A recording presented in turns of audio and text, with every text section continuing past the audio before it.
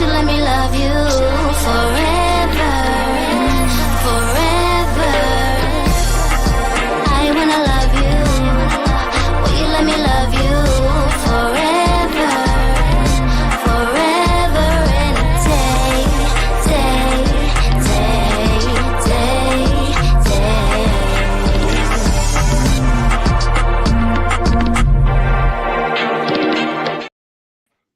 Happy Hump Day! You guys, welcome to TMW Online, the Melanated Way. I am Linda. That is Abby. We are doing a special midweek show because we are catching up on all things 90 Day Fiance The Other Way, Season 7, Episode 21, The Tell-All Part 1. Hey, Jocelyn. Hey, girl. Hey. Abby, I felt like there was a lot that happened, but nothing at all at the same time. So weird, right? There were a lot of dynamics happening, but my notes are kind of scarce as to substance.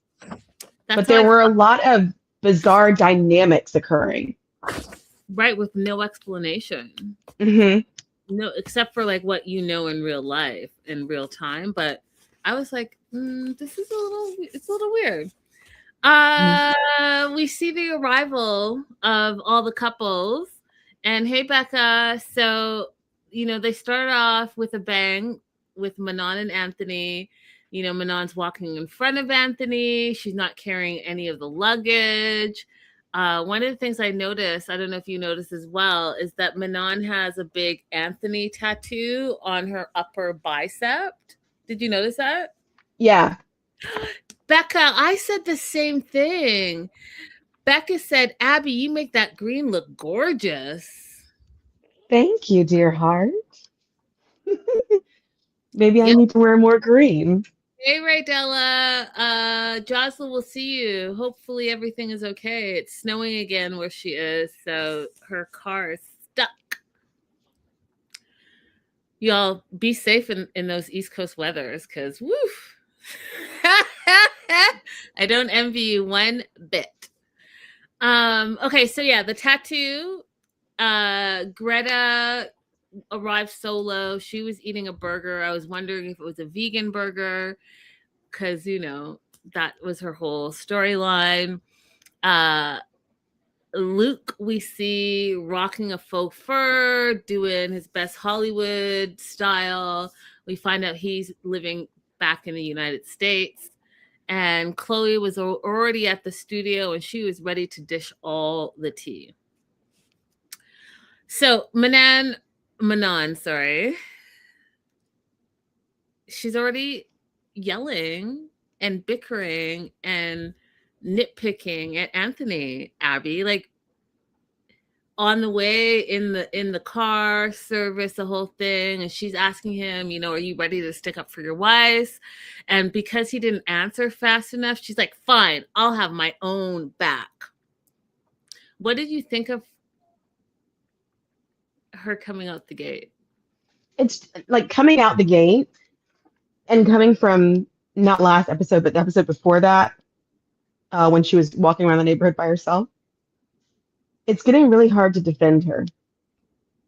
Like, I wanted to make allowances for her having a different culture and for her being allowed to be a person who goes after what she wants. She doesn't have to fit into the jolly stereotype that we put for bigger people. I wanted to allow her to be a separate person apart from all of these things. But the way that she treats people is very difficult. And it would be one thing if she was harsh and then people could also speak truth to her directly. But because she doesn't allow people to speak directly to her truthfully, then I don't think that you get the right to speak so directly to other people. I don't want to be one of those people, but I'm gonna. I've called this for a long time.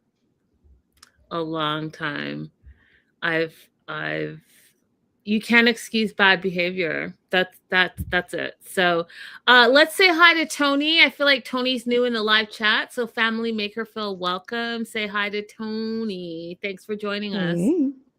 Yeah, I feel like she's been problematic. I'm not gonna say I told you so, but I sure did. And that was funny. Listen, I was just exploring all possibilities. Okay. You know how I always talk about my gut? I talk about my gut all the time on the show. I always go with my gut. And second of all, I'll stick to what you said to me a number of episodes ago. If I don't like you, I'm not going to believe what you say. And I feel like that has really been beneficial to me sussing out the nonsense. Oh, we lost Ab. Oh, she's back. She didn't like what I had to say. Are you there, Abby? Oh, no sound. Wait. While she works out the sound. Sorry, guys. It's okay. I think I fixed it. Sorry about that. We see Greta talking to Luke, and she's already worried about Luke. She's like, Luke, I am worried about you. Is that a real fur jacket? You really are being taken advantage of by Madeline. And he's looked at her because she was, see, that's a straight shooter. She says it how she feels, but she doesn't do it in a way where people feel defensive. And I think that's the difference between her and Manon. Jenny comes in, and you guys, I gotta tell you, I feel like Jenny is just, she's like, I'm kind of done trying in life. Like I'm just done. I barely got on the plane. I mean, if you guys didn't do my hair, this is what it would be like. She showed up in her sweatpants and a sweater and did not change. Everyone was in gowns and outfits for a tell-all. And mind you, she's been to a bunch of tell-alls, so maybe she's just like, yeah, I'm not doing it this time.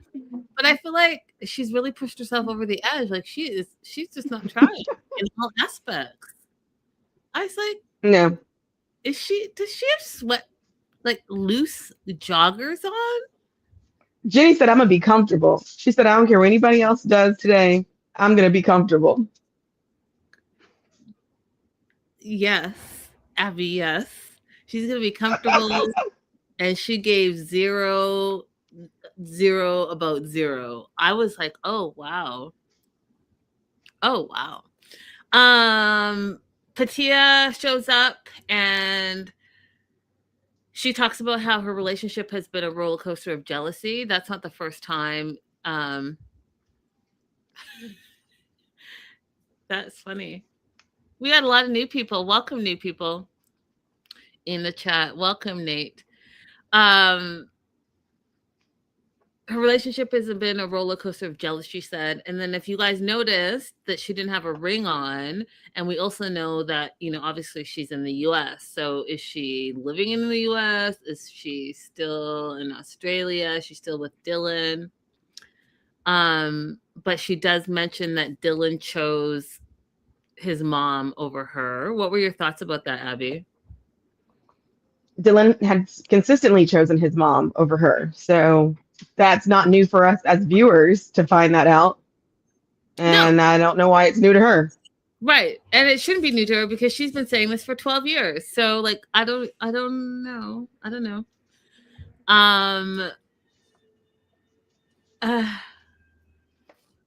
Oh, I didn't know that. Apparently Josh watches our channel. Okay. That's good. That being said, I want to talk a little bit about Manon's outfit because I talked about Jenny's outfit. So I'm not, I'm not pointing out I'm pointing out all the outfits actually, to be honest. What did you think of her Manon's dress? So before I watched this episode, I saw Manon give us some background on the designer who did the dress and going to get fitted for it. And I was in love with the gowns that she makes for plus size bodies. It's because it's not just the typical heavy on top with a waist that comes in. She designs for all different shapes. And so I thought that was really neat. So everybody can have something to feel pretty in. Mm. Do you like the color? I think that a different color would suit her better. I think typically people always think that red hair goes with green, but in this case, with her complexion, I didn't think it was the best color for her. Yeah, I felt like if that dress was in like burgundy, black, like bright red, it would have suited her more. I felt like this, like, I can't think of the color name, but that light green was, I don't know. It just, I don't know. Hmm. The design was pretty. I just thought that it washed her out a little bit, so I was a little disappointed. But I loved her earrings. I thought that was a great accessory. We also see Anthony make some bold moves against Johnny. Didn't like Johnny. Called him a male bovine excrement. I died of laughter. Go ahead and get some kahunas, Anthony, and you're getting kahunas against, the villain of the show, which is not your wife, but Johnny. I thought that was Hmm. interesting. He doesn't say anything to his wife, but he was ready to defend against like toxic masculinity. I thought that was a really interesting choice. That was not surprising to me. I think that his entire life being a stay-at-home dad, he's probably had to deal with those situations where people come after his masculinity because of being a stay-at-home dad, because of being married to someone who is the way that Manon is. So he's probably quite comfortable with being able to call that out and talk about it. That's a good point. I never thought of it that way. That's a good point. Via video conference, we see Submit, Matthew, Johnny. Johnny pops on the screen, and the first thing he says is, "Hey, Chloe." And I just felt like that was like a microaggression. I don't know if anyone else felt that way. We see Dylan. It was rude. Yeah, it was rude. Then we see Dylan as well. First thing Dylan says to Patia, "It looks like your boobs are hanging out." And I was like, oh, see, that like mask is falling off. If you are able to say that on live international TV, what else are you saying behind closed doors? Like, you literally, Right. if anyone wants to talk about being embarrassed and humiliated, let's talk about Dylan and some of the microaggressions that he had towards Patia. Hmm. Madeline showed up as well via video conference, and I don't know if she didn't eat all her Wheaties or but she came out swinging against everyone, like, and especially towards Chloe. And that's where I was like confused, because I wasn't confused and I didn't understand what was going on, because I do know the backstory, you guys. But they didn't present the backstory in why they're fighting. So if you guys don't know present day, again, spoiler alert, we got a little hint of it with part one, but there's a whole Luke and Chloe side drama that's happening right now in real life.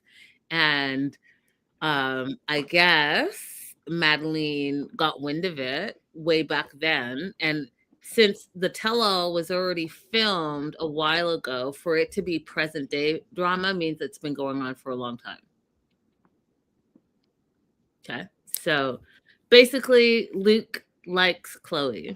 Luke has asked Chloe out, and rumor in the internet world is that they're dating. I cannot confirm that, but that's the rumor, and that's where Madeline's strife is coming from. Sean shows up, and they did the tell-all a little bit differently this time. What were your thoughts on the format, Abby, of this part one? Don't care for it. I don't care for it either. It was a little bit all over the place. So Yeah.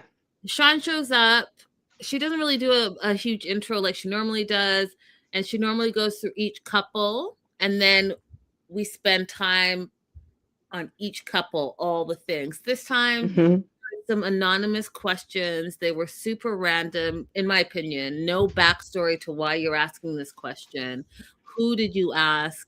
Did you pull the whole cast, or did you just like last minute ask them? I don't know. It seemed a little choppy. Right. If you wanted to ask like a little simple, innocent question to everybody, fine. But what's the point introducing a big topic question and then saying, we'll come back to you? Yeah, it's weird. It was weird. So first question, and again, and even the questions, Abby, were like trash questions. You know what I mean? So first question was to Chloe, are you still scared of the stove? You have all seasoned all the things that have gone on. They've all traveled abroad. They've all had issues in their relationships. And that's the question you're going to ask. Are you still scared of the stove? That was one minor scene. Anyways, let me not get into all the questions. So Madeline laughs at her. Madeline laughs at Chloe and says, you don't know how to do anything. And I was like, oh, she's coming for her right off the gate with no backstory. I was like, that was kind of like unnecessary. And then Johnny starts laughing, and then Manon goes in on Johnny, calls him misogynistic. He tells her she doesn't even know what that word means, which I laughed at. Because I think he didn't know.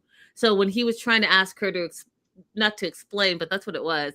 Well, define what misogyny is. And then she's like, I don't have to answer to you. I was like, oh no, he wants you to explain it because he knows that you're saying it's not something good, but he doesn't know exactly what it means. Well, first he tried to correct her pronunciation, which I found extremely weird, but it goes with my whole thing that he's not a Reuben. Because why would you, if you're truly from another country, ever try to correct somebody's English pronunciation of something? Yep. So anyway, she said it in French, right? Like the accent, like obviously her accent is French, but she said it the way that you would say it in French. So it wasn't even an issue of correcting her pronunciation. So Johnny, you're starting off terribly. I think Johnny and Madeline are both starting off terribly because there's just, yeah. The next question was towards Jenny and Sumit.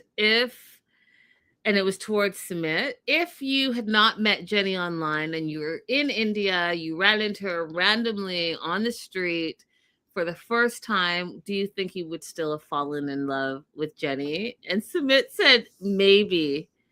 And then he said, yeah, yeah.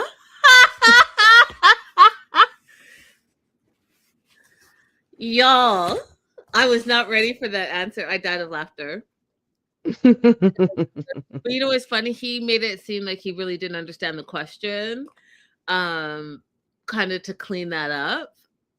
I just thought that was hilarious. Maybe, yeah, yeah. I mean, he chose her profile online to pretend to be somebody else, so it stands to reason he would choose her in real life. I suppose. Luke and Madeline, we find out that Luke has moved back to the United States. Greta and Matthew, first time seeing each other since they broke up, which I think was amazing. And Greta says, hi, Matthew. They ask, is it weird seeing each other for the first time in so long? Matthew says, no, it's like seeing an old friend. And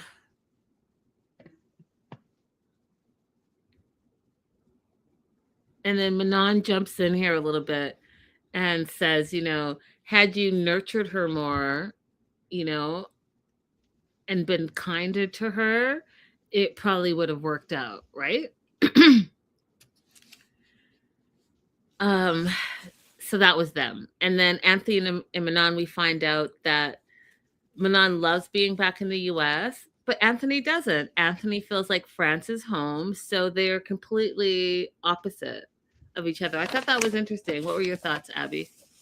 Well, that makes sense to me as well, because he probably feels like there's less pressure on their finances in France from his perspective than there are if they are in the US. Because I don't know, for some reason they think that US is LA and not any other place they could live with a lower cost of living. But that makes sense to me.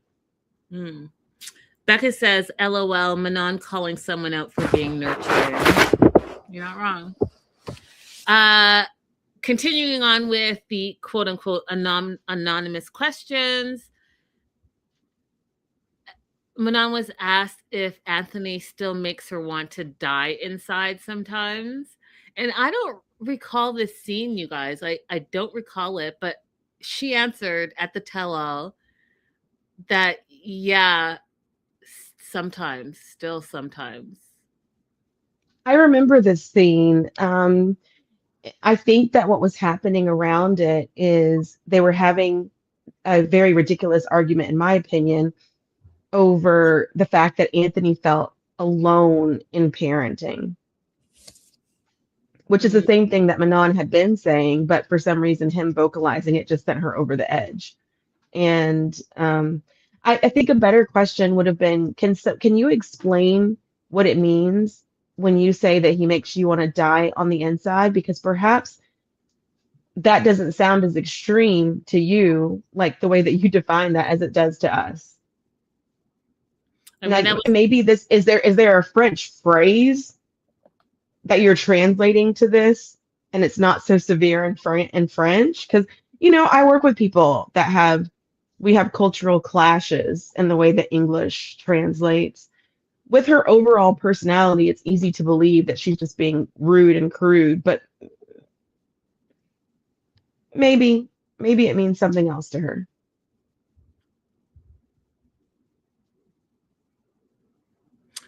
Maybe. But when then asked, do you love him? She doesn't answer. She's like, ask him. I mean, Abby, like, there are plenty of opportunities, in my opinion, where if she doesn't want to be portrayed a certain way, then she could answer in a different way. Because do you love him is a very easy question to answer, in my opinion. But you're going to throw it back to him. So then people are going to be like, well, that was mean. Like, what do you mean ask him? We're asking you. Right? So I don't know. It just makes it a little bit more complicated. Next question was for Dylan. Their question was very similar to everything that we've all been talking about in the last little while. Dylan's a stripper. Patia's a stripper.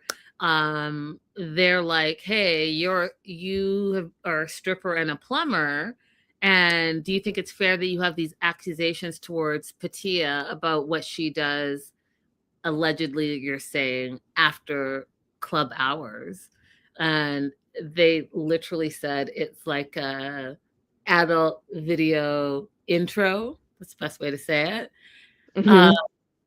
So, like, what are you talking about? Which is exactly what we've been saying this whole time. All of you guys in the chat, Abby and myself, talking about, like, you're acting like you don't know what that industry is like, but you're in the industry. Why are you being crazy?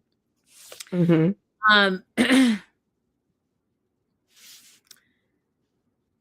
reiterate about being in Tasmania. Patia says that she's not there anymore.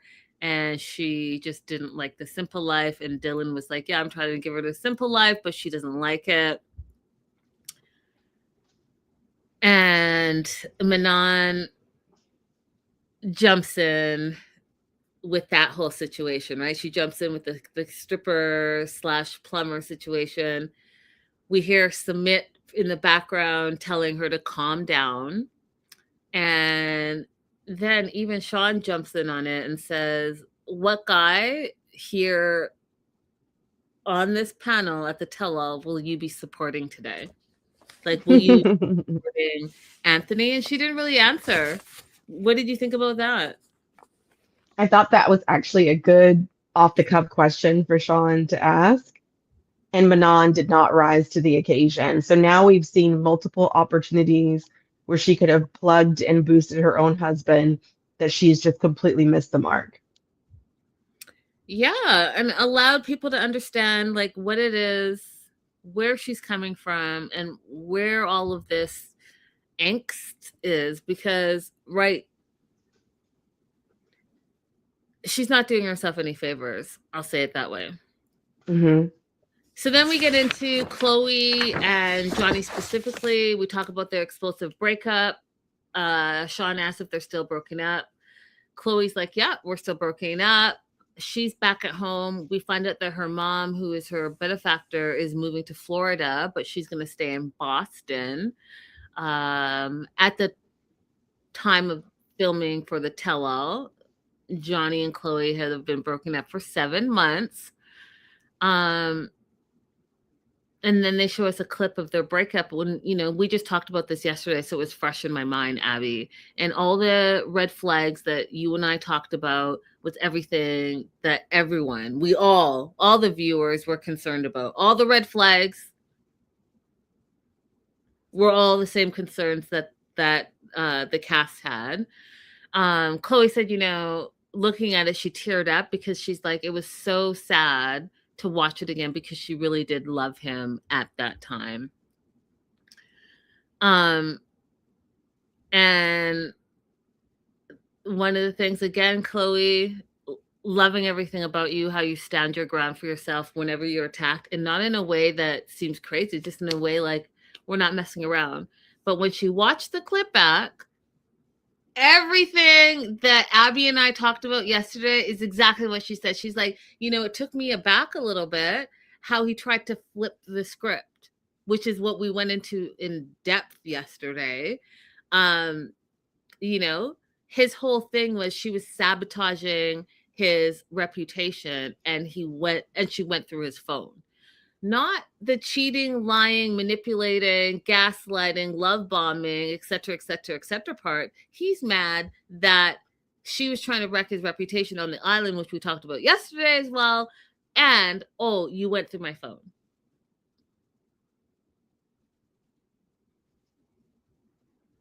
Do you want to add anything, Abby? I just want to say that Madeline did show that she has some kind of radar, to know when things are right and wrong, as opposed to just acting impulsively. Because she was like, yeah, I'm going to go ahead and agree with Chloe on this one. If you don't want people to know bad things that you did, if you don't want your reputation ruined, then don't do bad things. Mm-hmm. So, this whole situation with Johnny, actually, it made me more angry today than I was when we originally watched and talked about it, because I don't think that everyone is taking it as seriously as it needs to be. They're asking him questions about it, like they're showing that and confronting him somewhat, but nobody is saying, do you know how psychologically damaging that was, what you did? Like, I want somebody to be very direct with him and say, if this is how you're treating women, you shouldn't be around women. I want somebody to just be very direct and clear with him. You show no emotional stability. Mm-hmm. Agreed. I do love this comment from Becca. It really comes across that Manon has unhealed trauma that she needs to work on. It's not healthy to carry that much anger all the time. And I agree with you 100%, Becca. And I think that that's a good observation. They bring up Maria. And Maria said, again, everything that we've all been talking about, right? So she's like, your excuse, Johnny, for saying I'm a guy, you ain't poop. And it was hurtful to watch you talk and treat my friend this way. And then Anthony jumps in and is like, yeah, that was preposterous. You say it's a man thing. Then you say, you say that Chloe means nothing to you, but then you get outside and you're like, let's make this work. And again, those are all the different stages of manipulation, you guys, right? So first you're going to yell at her then you're going to try to degrade her, and then you're going to try to reel her back in with like some love bombs, like, let's make this work. And Anthony was one to point that out as well. You guys, there are some serious trauma situations that, even outside of being reality TV, words are powerful, and people remember words, and these are things that people are going to remember, and I think that Johnny has a lot of work to do on himself. I think Manon has a lot of work to do on himself, and I also think Madeline has a lot of work to do on herself. And I know that our channel has been big on defending her, but at some point, as an adult, you need to take responsibility for your life and what you want your life to look like, and how you portray yourself in reality, because how you treat people is also how you're going to be treated. And it may not be manifested in the same way that you treat them. It may be manifested in wherever you have weaknesses or wherever you have insecurities. So, I think that there's room for work on a lot of these people. And I do wish that TLC would offer that. Like, have some backup, have a hotline or somewhere that they can get some resources to, because on top of all their personal issues, they're on an international TV show, and where do they get to put that outlet and get some guidance? Like, that would be a great thing to add. Just throwing it out there.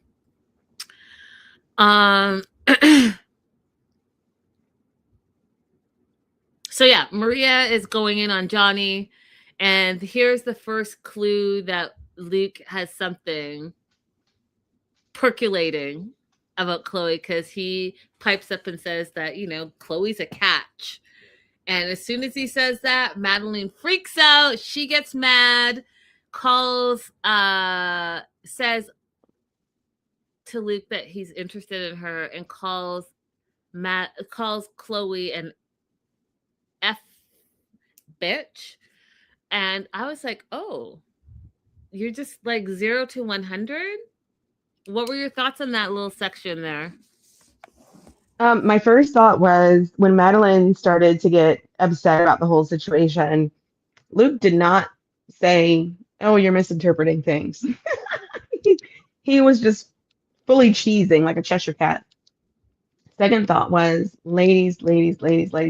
And I've defended Madeline a lot. She's young. I understand it. When your partner is not acting right, that is not the other woman's responsibility. You take that up with the partner. You are better off finding allies and other women than you are pushing other women away from being able to help you. Because think about this. You've shown your business acumen on TV. We've seen you be successful. I don't know what's going on now with the business being closed. Chloe is rich. Why not make friends with someone who you're in similar age groups, and have a new way to fund your business that doesn't require you to be in a relationship with a man? Both of you get returns on your investment and your work. Mm-hmm. You would do a lot better partnering with Chloe as a friend than trying to keep Luke. Yeah, and it looks, I mean, that just shows a little bit of her immaturity, right? Like, Chloe's single. Luke's the one that's your ex, and he's the one that's interested in her. Why are you going after her? You should be thinking about, like, what is it about Luke? Like, yeah. Maria continues to go on that she's not surprised that Johnny cheated, because he was cheating the whole time. When asked how many times she thinks he cheated, she said at least 10 times, which was mind-blowing to me. Rebecca says, young girls don't think that far ahead, to your comment, Abby. And I agree. Faisy says, Madeline sees Chloe as a threat and not as an ally. Okay, so he's cheated 10 times. I thought that was disgusting, but also not surprising. We find out that in the beginning of the relationship, both of them cheated. Chloe said, because, I wasn't really taking it serious and I need to really like work on myself. And he admitted to cheating as well. And then they both decided that they were going to have a fresh start. And that's what they did. And they got into a relationship. But then Johnny cheated again with the girl that he sent or asked for nudes from. And then when Sean asked, after Chloe moved to Aruba, did you cheat? And he said, one time only. He cheated with the nude girl. And he made it seem like he cheated by asking the girl for nudes. But I don't think that that's all it was. What do you No, think? I don't think that's all it was either. I don't think so. And then here's where he continues to try to flip it and make Chloe the bad person. So here's where I could clearly see that his issue is that his reputation, international TV show, is out there for what it is, right? And he's mad about it. So as we know, his reputation is important to him specifically.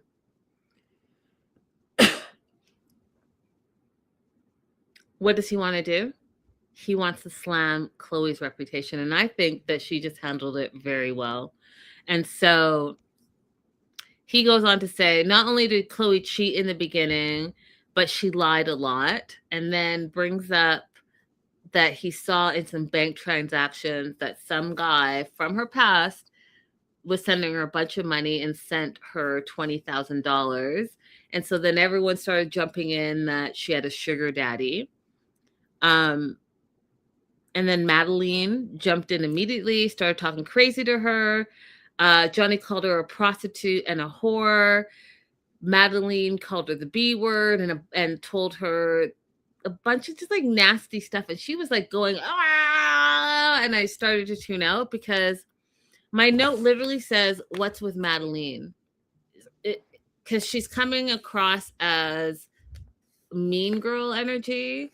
And mean girl energy because you ever this is a question for the live chat, but I'm going to ask it to Abby first. Have you ever had a girl be mean girl energy towards you for no reason? Mm-hmm. And it's a weird thing because they don't know you, right? They may look you up and down, but give you like crazy mean girl energy. What I was watching here was Madeline feeling not only threatened by Chloe, but also jealous a little bit. Mm-hmm. What are your thoughts? Mm-hmm. No, I mean, it would make sense for Madeline to be jealous of Chloe. And it's okay if she wants to admit that at some point, because then it'll help her get over the hurdle. When you look at someone and you're having unreasonable feelings, sometimes it is jealousy. And if you just ask yourself that, you can move on. She got to grow up in a stable home environment from as far as we know.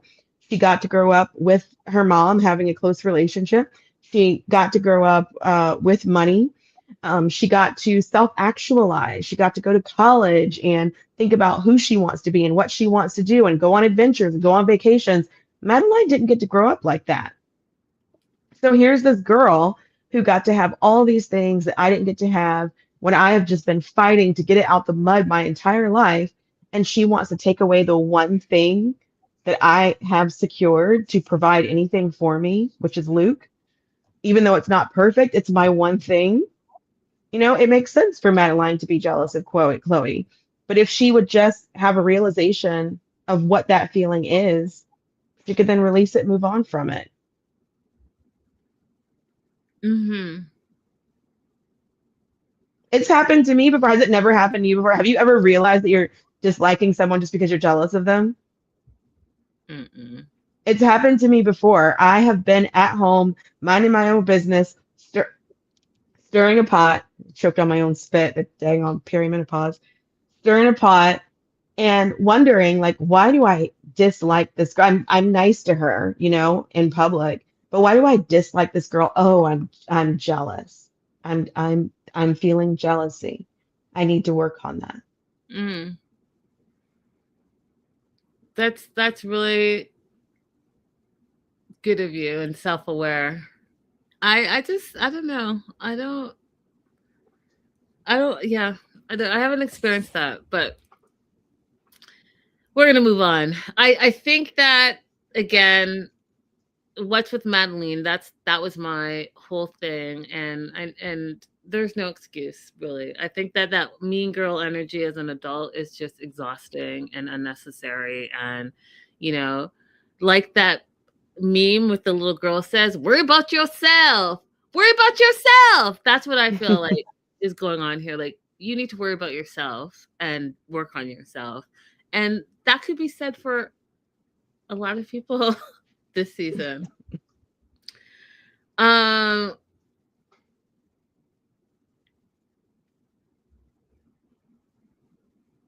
I love how Chloe stood up for herself. She's like, you know what? This guy was before your time. He sent me money, yes. Sent me money for my nails, my hair, and this. He wanted to send me money. We were in a relationship before. We're not. He continued to send me money. It is what it is. You didn't have any money, so that money was used to pay for our meals out and all the things that we did to entertain each other. And I died of laughter because she's like, I had the money, you didn't have any money. And you then, okay, you wanted to, I'm throwing this in because I see her logic. You wanted to have a traditional relationship where Chloe cooked and cleaned for you and needed to meet your needs, but in the traditional sense, you had $0.0 to be in that same traditional relationship that you were demanding. So you're not bringing home, like they say, you weren't bringing home the baking and providing, right, as being a pirate on a ship, but you still were demanding the traditional role of Chloe, and then not refusing when she was taking you out whining and dining. Like, I don't get it. I don't get it. Right. And then like, yeah, that concept of him providing when he yelled out, "You never paid any bills while you're at my house." Yeah, because you're at the house that your mom paid for. But also the idea of being a traditional spouse, being a financial provider, is not just to take care of the house, but you're supposed to upkeep your spouse in the condition that they arrive to you. So her nails, her hair, her going out, everything, you're supposed to provide all of that. It's not supposed to be you come to me and then you strip down your needs. My opinion. Yeah, I just find it fascinating. Like, you can't be demanding something and then not providing what you're supposed to provide in that same demand. You can't say, hey, you have to do XYZ and then berate the person for not being XYZ when you ain't doing shit. What are you doing? And then on top of it all, you have the audacity to cheat and then spin it as if she's the evil one. Like, I don't know how, Johnny, you're sitting on this reality show still not taking responsibility or accountability for your actions. You're still trying to make she's the villain. And I'm trying to say, in all the things that you said she's done, what was your role in it? And what did you bring to the table? Because at the end of the day, you're the one that was the liar and the cheater. I just don't get it. So here's where Abby brought up Madeline. Madeline, she's been tearing Chloe apart since the tell-all began, but she agreed with Chloe in this moment where she's like, no, Chloe's not the one that destroyed your reputation. You destroyed your reputation on your own. And I was like, oh, wow. We all agree. We are all in agreement. The 90% of women that watch 90 Day Fiance, the franchise in general, we are all in agreement. You came in and represented yourself. And I was trying to think, Abby, of that Match Me Abroad guy that was just so terrible, so misogynistic. I think he went to Brazil and was expecting to get all these different types of women who were basically, 10 pluses with no flaws, but he was bringing nothing to the table. And the 90 Day world tore him apart. We have not heard or seen from him since. Nope. He closed every Reddit thread that he tried to open. He thought he was going to find support among people for the way that he was behaving. But nope, he went into oblivion, which is great. Tony.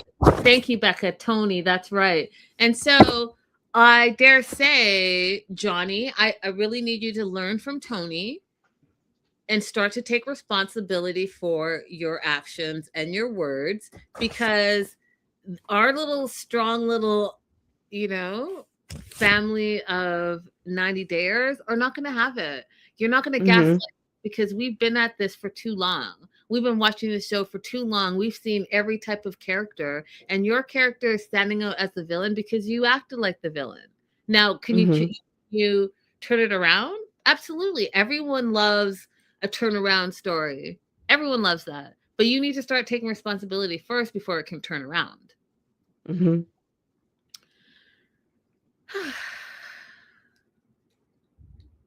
Then I was shocked and appalled at this next part. Shocked and appalled.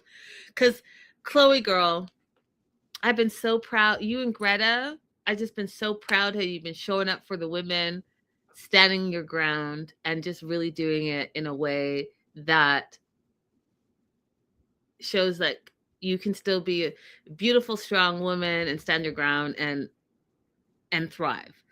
But then when the question came, and I don't know where it came from, I don't know where Sean got it from. It was like she had some backstory tea that we didn't know about. She asked, how soon after the breakup did you two see each other? Now, you guys, can you replay, Abby, that scene where we were rooting for her? She was taking her bags out. He's like helping her. She's like, no, you don't need to help me. He's like, no, the sooner you're out, the better. And then he was like, we can work this out. And she's like, no, I'm done. And she got into the car. And that's the last we saw, right? Can you hear me? Mm-hmm. Oh. And then we find out on the tell-all, you guys, part 1, that she went back and stayed at the house. She turned around, stayed the night, had sex with him that same night as the breakup. And then she says, and she doesn't regret it. So I was caught a little off guard, but then I remembered that when she was watching the episode back and Sean asked how she was feeling watching it, she said she felt confused. At the time that it was happening, she felt confused. Wait, was this my fault somehow? Because of the way he was vacillating and making accusations against her and telling her he didn't want her, to asking why you're acting like that, we can work this out. The way he was switching back and forth was confusing her in that moment. So taking that into consideration, I kind of can see how she ended up back over there. And I'm still proud of her for picking up and leaving the next morning. Yeah, I mean, I'm still proud of her. I was just shocked and appalled, because he didn't even he deserved 0 of you. 0.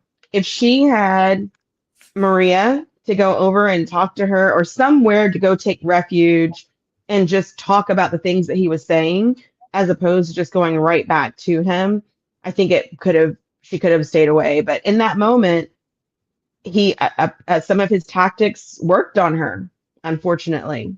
100%. And confused her. 100%. And I mean, dare I say, a little bit later in this episode of the tell-all, you hear someone say, oh, you don't have to have a great relationship to have great sex, right? Which Chloe agreed, and then Johnny's like, yeah, I agree, Chloe. Just gross. But it's you guys aren't wrong. Like, you could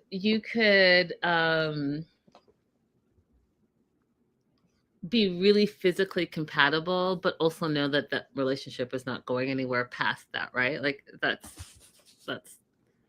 a something.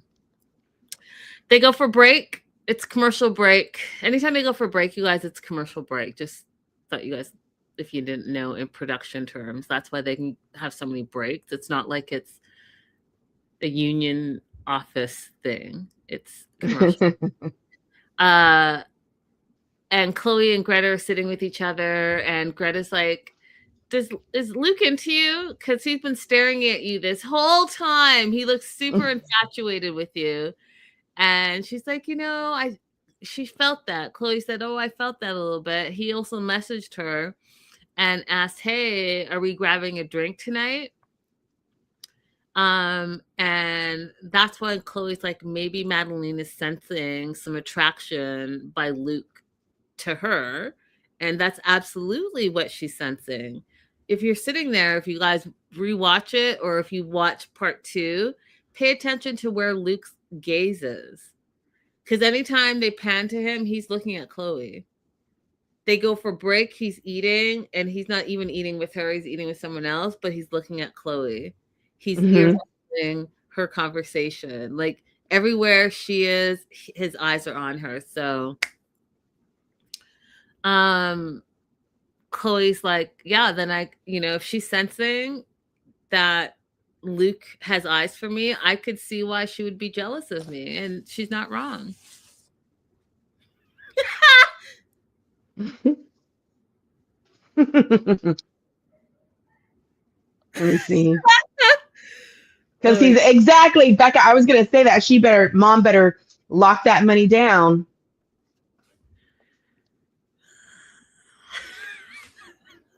Yep.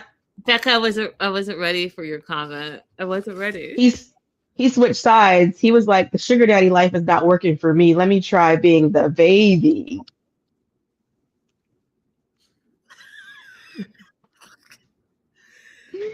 You guys are wild in the chat. Wild. Like, you know what?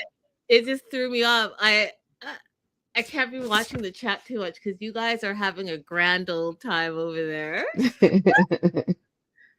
Okay, moving on to Greta and Matthew.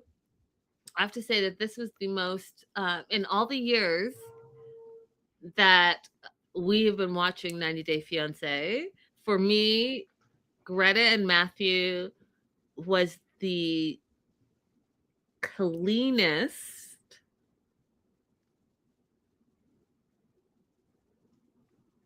tell-all breakdown I've ever seen. Like, they were both very proper with it. There was not too much of like the ooh back and forth. Like, there was no spark, and not there was no spark. Well, yeah, there was no spark, y'all. Matthew is like just chilling, and Greta is such a nice. Comes across as so nice that she's not gonna like be catty like that. So it was very different. I was like, oh. It was very civil, but it still revealed some extreme deficiencies on Matthew's part. In fact, I would make the argument that Matthew is a worse partner than Johnny. Oh.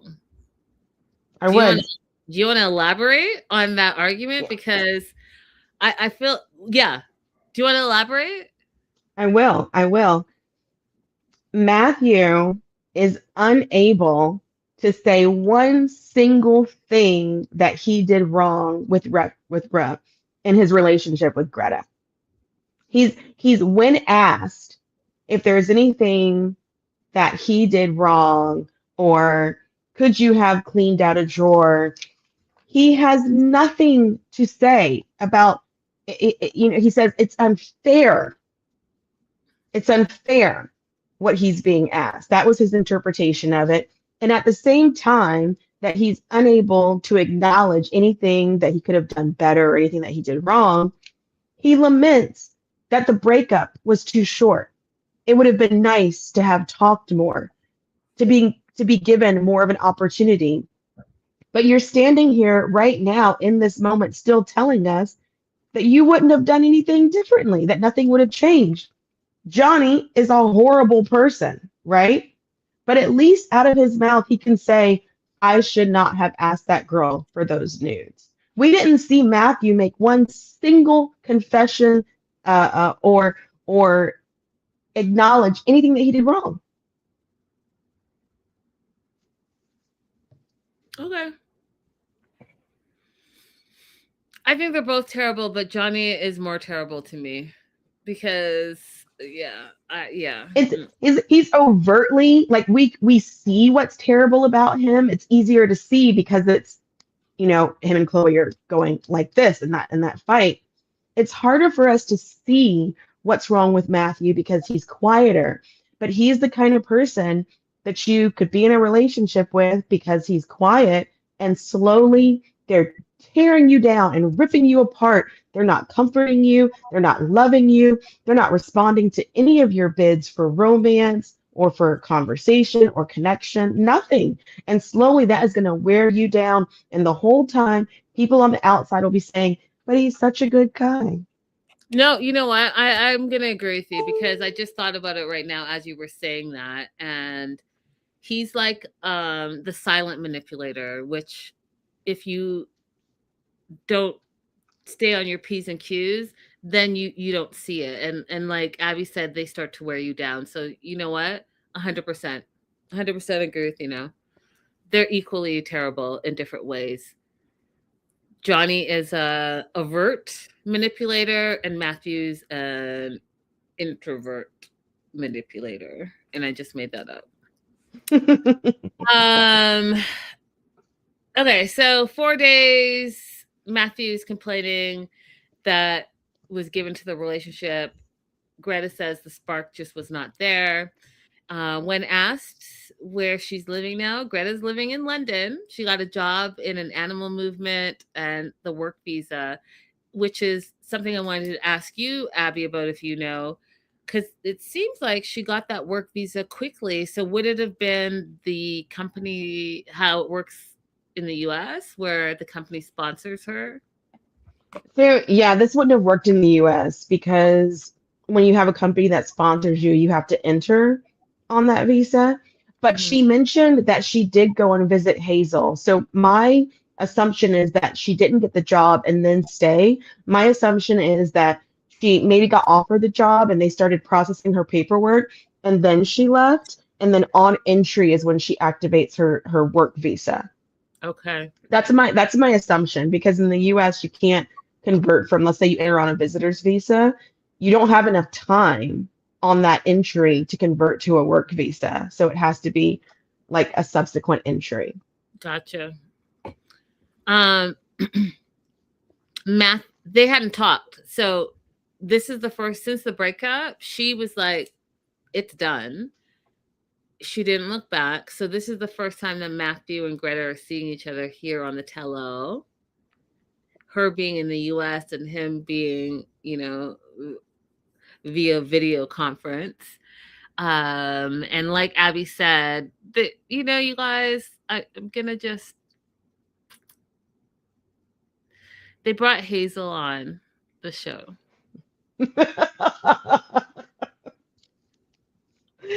Oh boy, I know you hated this. I hated everything about it. I said,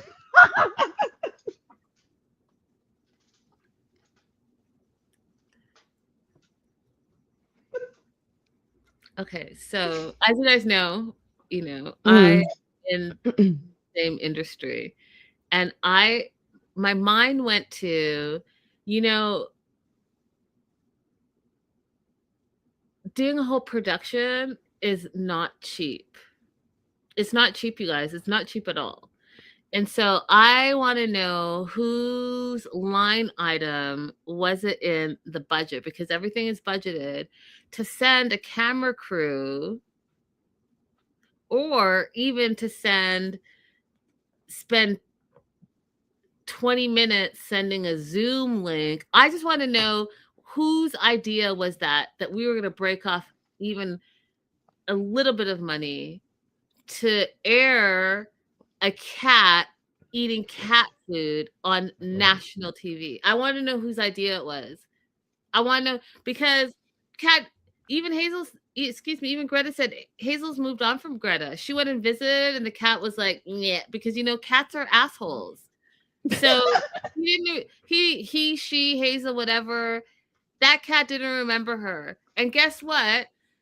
this same Greta who was like, oh, I love the cat, and la la la. And if you guys want to go back to episode 1, where I was like, well, this seems like some weird codependency. It's weird. I said that.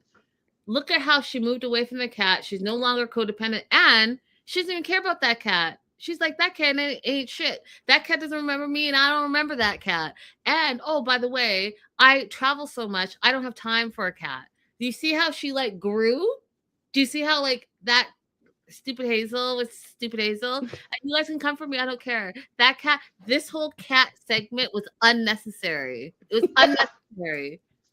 Cat via video. Oh, God. What, like...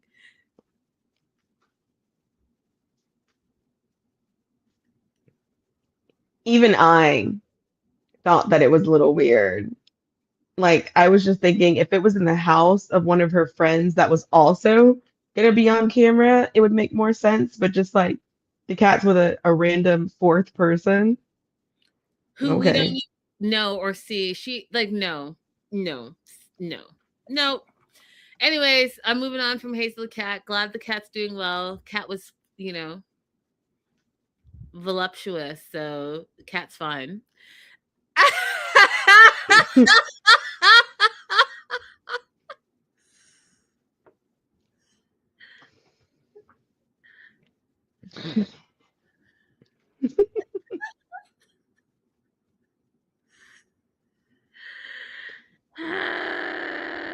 You guys are hilarious. Okay, so then they show the breakup video of Greta and Matthew. And it's the same thing that she's been saying since day one. She doesn't love him anymore. And he's like, oh, you took 4 days and you don't love me. But really, she had 6 months of thinking about it, which, we've talked about in length. He just didn't want to hear her because he's not listening to her because he doesn't value anything that she has been saying. Right. Mm-hmm. So how many times can one person say, I don't love you before you hear them? I don't know. Mm-hmm. So, sorry, you guys, that little joke I made is cracking myself up still. Having a hard time concentrating. I call it cat voluptuous. I wanted to say fat, but I was like, was that mean to say? But then you guys know I don't know. I don't care about these stupid cats. You just said all that stuff about the cat, and then you're like, but I don't want to call him fat. Like, right. You just... That's what I'm saying. It doesn't make sense. Mm-hmm. The cat was fat. That cat is well fed and was looking at her like, we're not going back to that vegan mess you give me.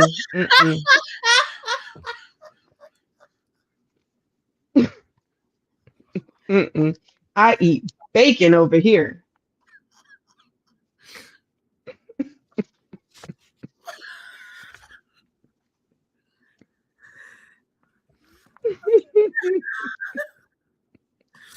Okay. I've pulled it together now. Okay.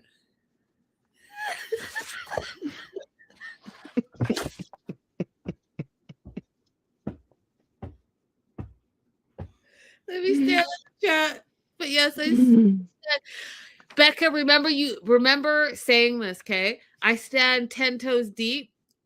Remember I want all of you guys to remember that. Okay. All right, I've pulled it together. Okay, where am I?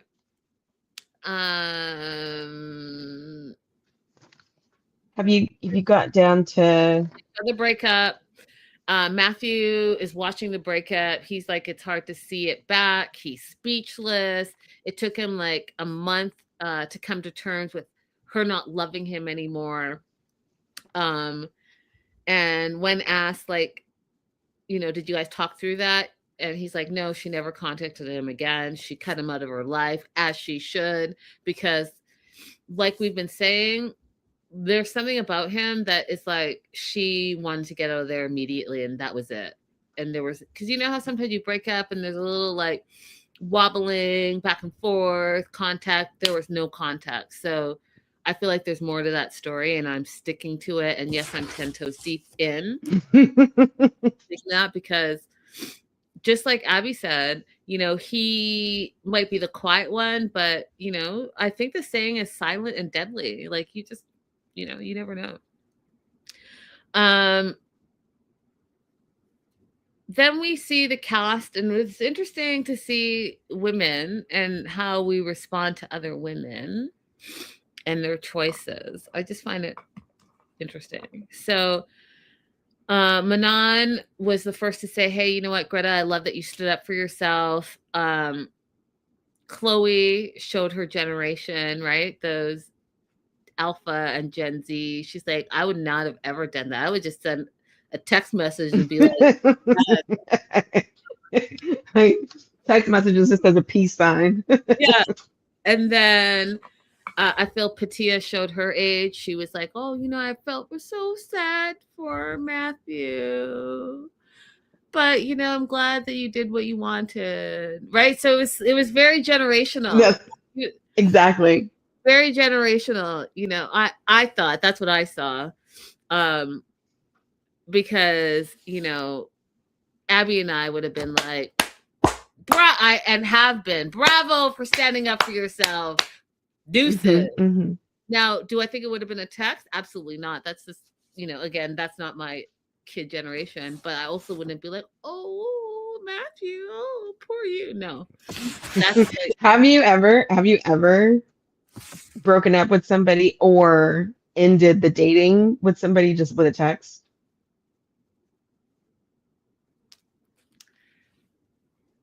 Oh, Linda! What's the question? Have you ever broken up with somebody or ended a string of dates with a text message? I heard that part. I was just hoping you wouldn't remember to say it. I have never broken up with someone that was in a relationship via text, but have I done that in dating? Yes. And I'm gonna shout out my friend Sarah.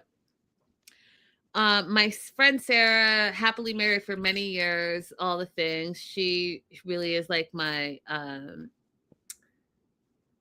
dating counselor in all the years and all the things. She's been there through like the fiancés and the crazy, all the things. And I told you guys I started dating, and dating I just think is trash. Like, I just it's just a lot of effort, and it's I'll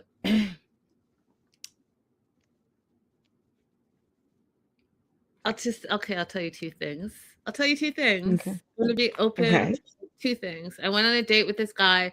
After one date, he wanted it to be exclusive and asked me, are you dating anyone else? And I was like, well, isn't that what dating is? You're dating multiple people until you're exclusive. And he's like, okay, well, I want to be exclusive. And then I said, well, like, it's been just one date.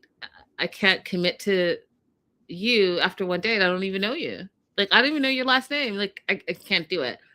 So then he got mad.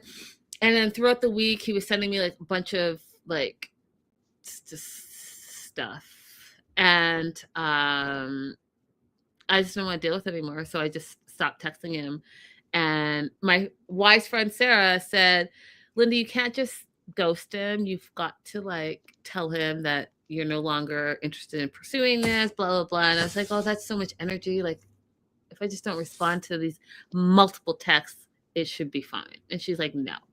And she pestered me to send the text. And so I finally sent a text.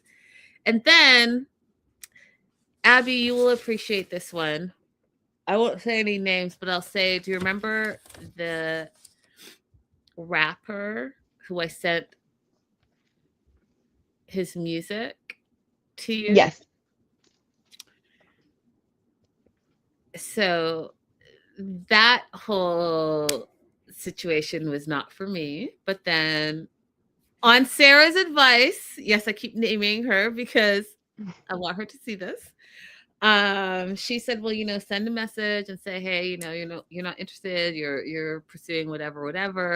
But if you want to remain friends, then that's cool, because he's lovely and I don't have any problems. There was just nothing there. Mm-hmm. And so she forced me to also send that text like, hey, this is the thing. So yes, I have done it multiple times.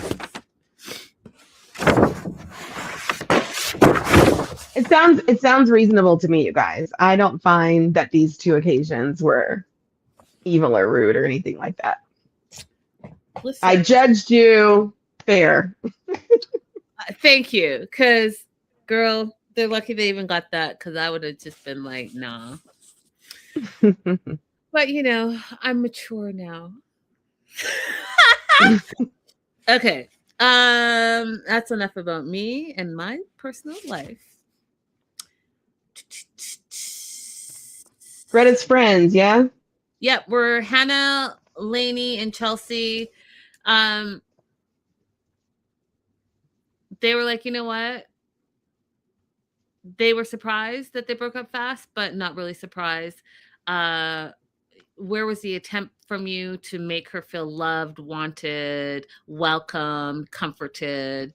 Any of that? None. You didn't comfort her when she was studying for her bar. You didn't do anything for her. You didn't even open up a drawer, clean out a drawer for her. So, you didn't even do anything. You didn't prioritize her, period, full stop. And now you're surprised that you think it was only 4 days. Well, no, it was 6 months in the making. So they were not impressed and they went at him. And we find out that Greta at the train station, she had a feeling like, no, I don't love him more than just being a friend, which Abby brought up, because if you guys remember, she traveled halfway across the world, took a train. So he didn't even meet her. Here's the other thing, you guys. Girl to girl, I'm going to tell you something. And it might just be me. It might just be my personal preference, but I want this life on you.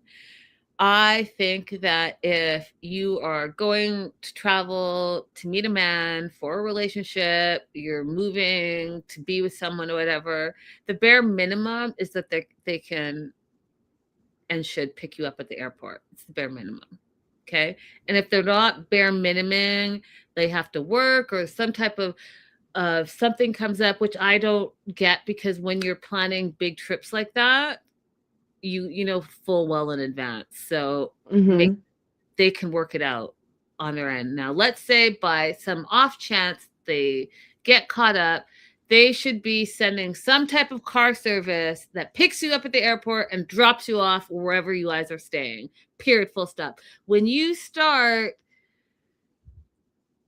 flying halfway across the world and then lugging all your suitcases and taking a train and taking a bus, and they're friggin' meeting you at their convenience, that is a red flag to me. I'm sorry, because they have not gone out of pocket. They have not gone out of time on their end. They're trying to make you fit into their convenience and schedule, and it's a no-go for me. So I say all that to say, when Greta said that she showed up at the train station and she had a feeling that he's not the one, that was her gut telling her he's not the one. And then to top it off, what Abby has brought up multiple times that just is like the disgusting rotten cherry on the top, is the fact that he then told her that she smelled. Multiple times. Okay.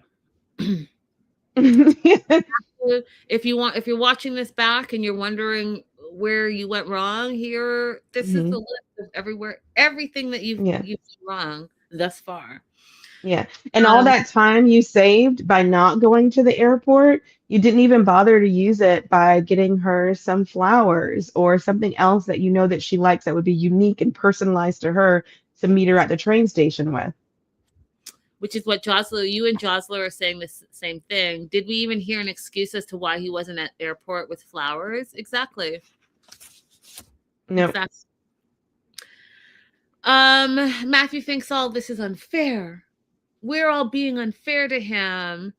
And here, you guys, so live chat. Hello, live chat. Especially Silver Linings, especially Abby. Sean, the host for many years of 90 Day Fiance and all the tell-alls, Sean said, okay, verbatim, looks like you're 10 toes deep for you. 10 toes deep, not 10 toes down, 10 toes deep. 10 toes deep. Hello? Abby? Hello? Hello? So what I want everybody say, hey, Sean. Hey, because she's clearly watching the show, because that is not the phrase, but I appreciate you giving us a little, what is that movie where everybody had to go around finding the clues, like National Geographic, National Treasure or something like that? I appreciate you dropping in that little nugget to let us know that you're a patron of our show.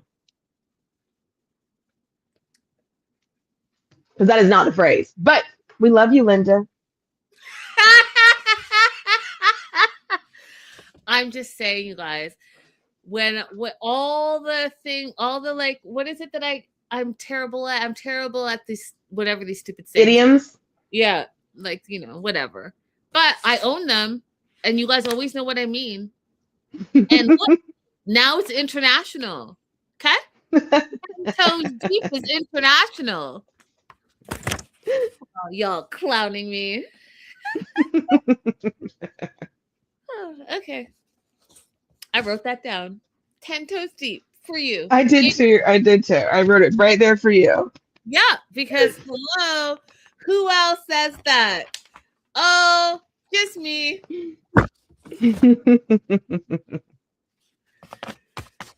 Yes. Question. Mm-hmm. Do you believe Matt when he says that he is in a new relationship and it's very clearly his soulmate this time? Oh yeah, I'm gonna get to that. So,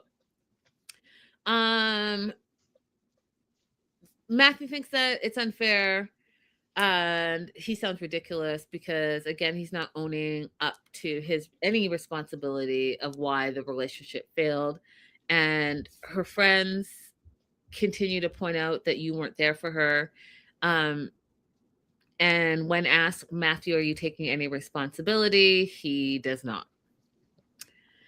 And here's something interesting, because Sean brings up Greta saying one of the other things that was the issue in the relationship was the sex felt flat, or fell flat. Fell flat. Same thing, if you think about it. It fell flat. It felt flat. Same. And Matthew tried to justify it by saying that he ties sex to emotional intimacy.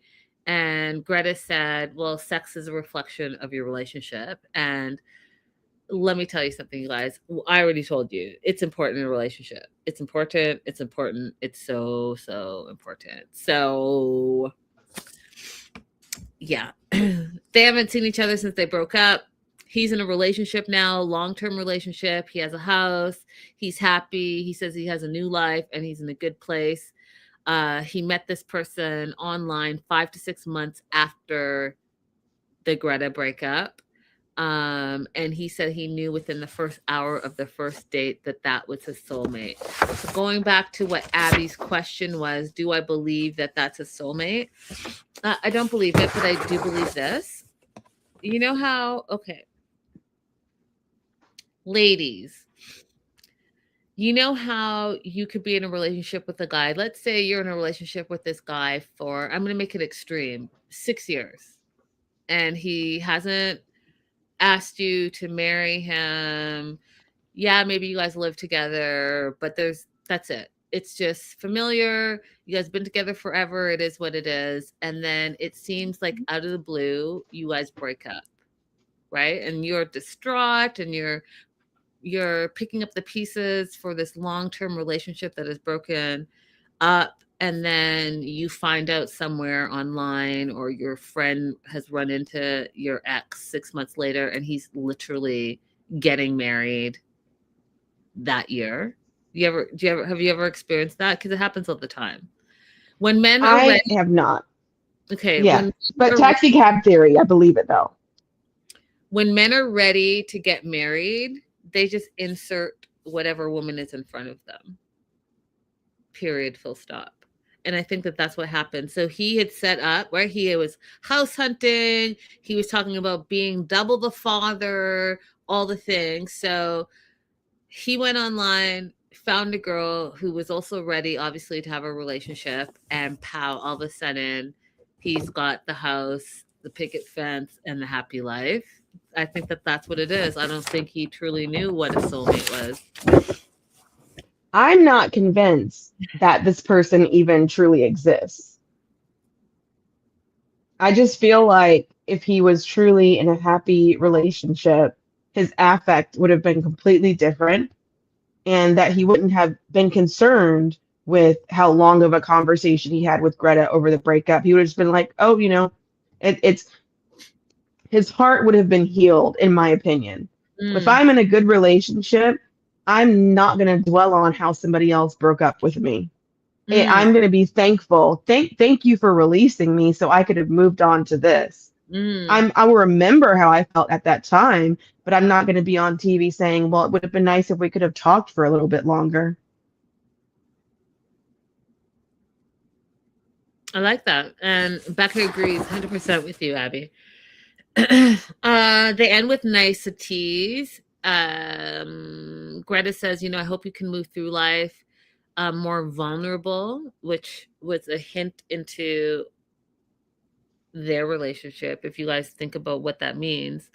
And Matthew says, deep down inside, you're a lovely, beautiful soul and you deserve deep love.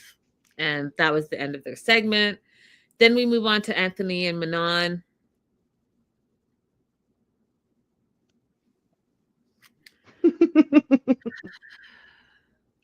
There's just so much, you guys. Basically, they were trying to heal their marriage and they thought that moving to France and having a little bit of slower pace would heal their marriage. And Abby and I said this from the beginning, and I still stand by it. See, I shook it up a little bit. I still stand by it. Everywhere you go, there you are. So, I mean, whether you're in Los Angeles or in the south of France, your problems are going to follow you. And I dare say that if you don't address them, they're going to get worse. And so that's where we are here. I'm going to try to just zip through this without giving too much commentary because we all saw it. I thought that it was a poop show. And it was a poop show because there's so much unhealed marriage, relationship issues here that it's wild. And also, I will say this. I think that Manon spun out. She spun out because she came in believing that everyone hated her and she was the villain. And then on top of that, all of her trauma that she has is unhealed.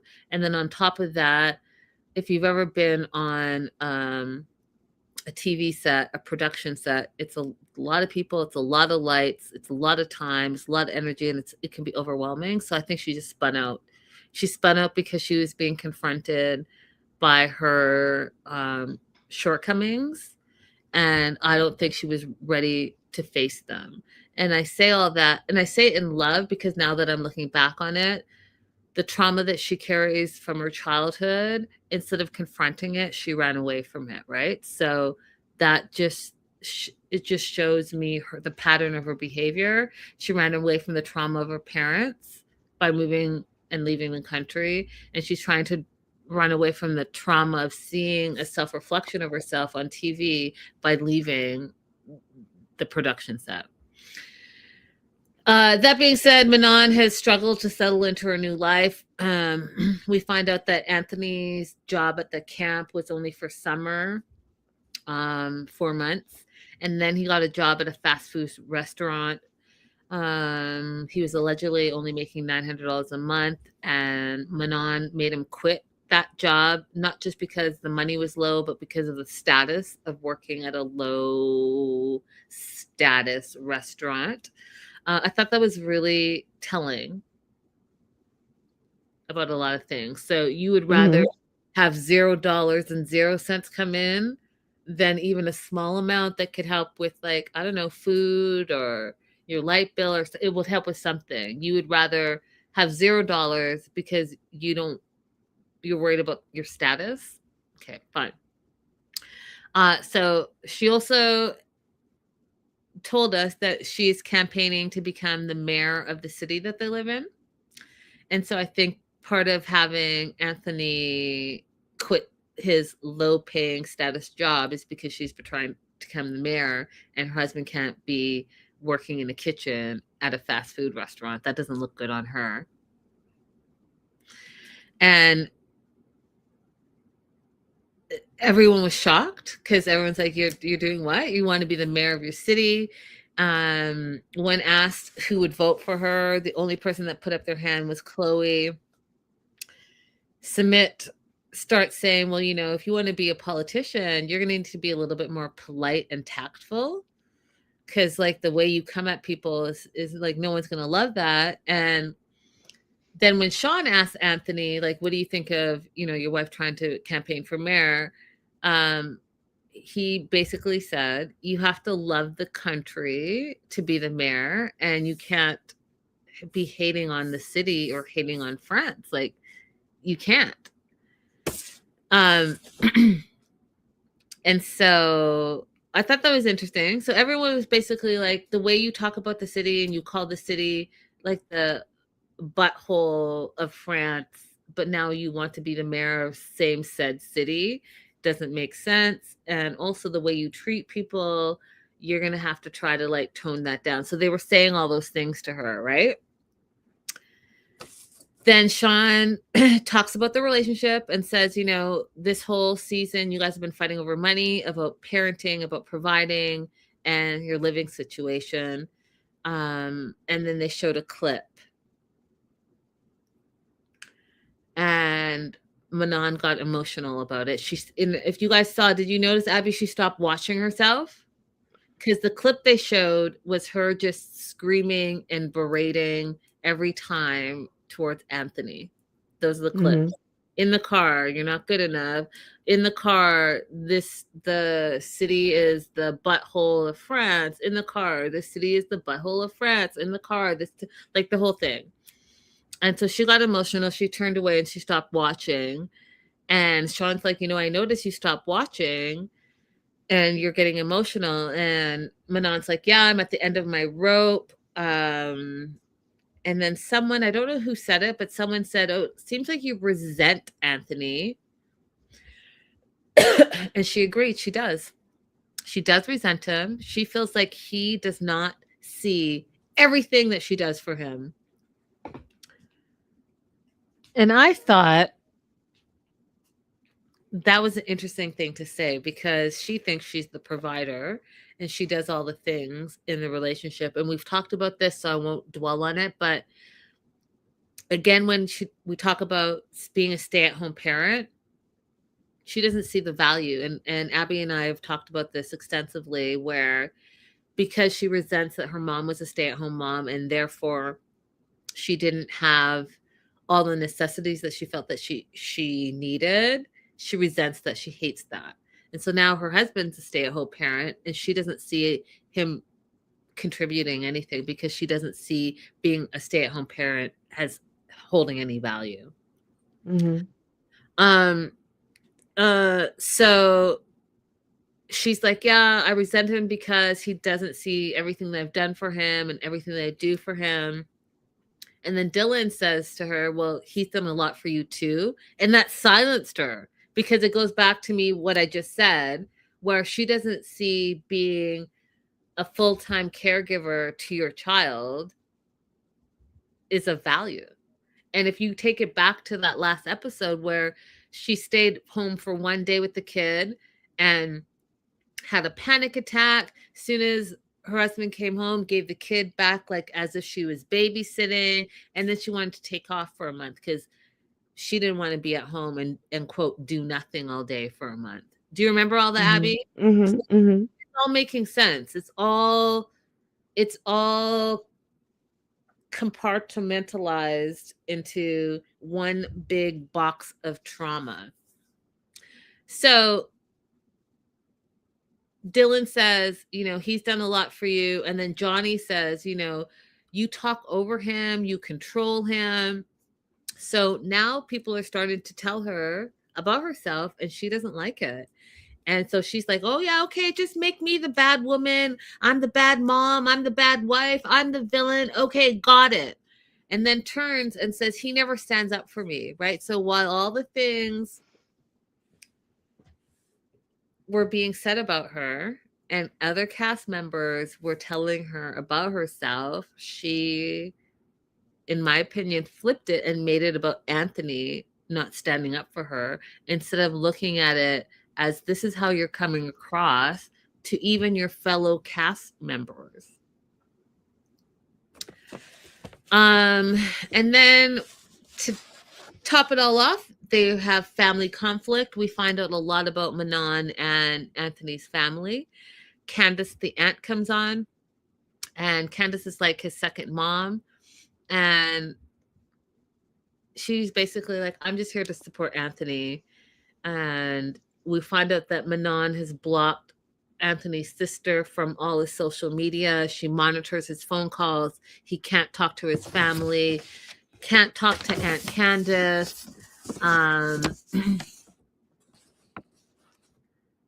Can't do anything.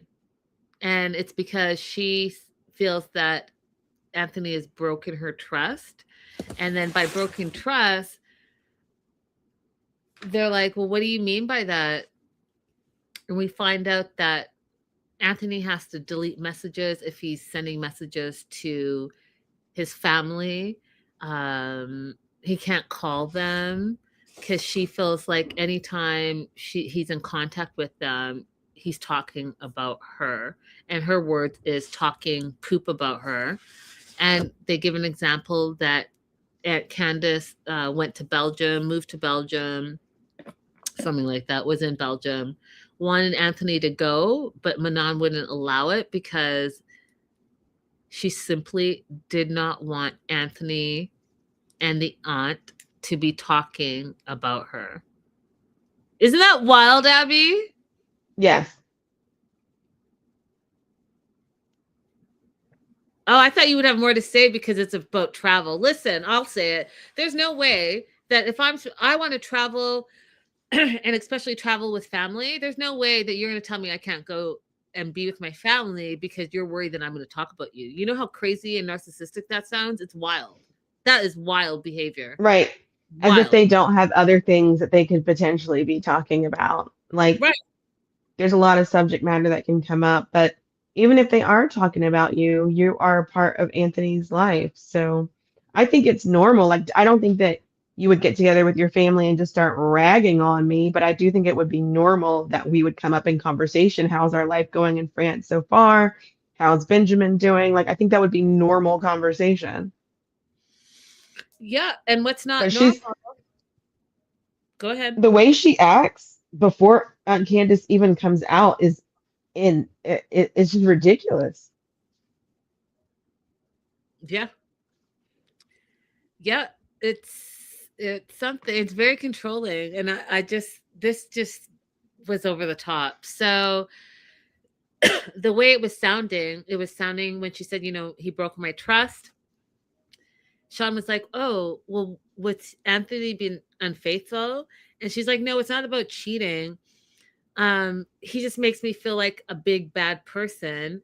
And so that's what makes her feel that he broke her trust. And when Anthony is asked, he's like, well, I feel like I can't voice my opinion, which he can't.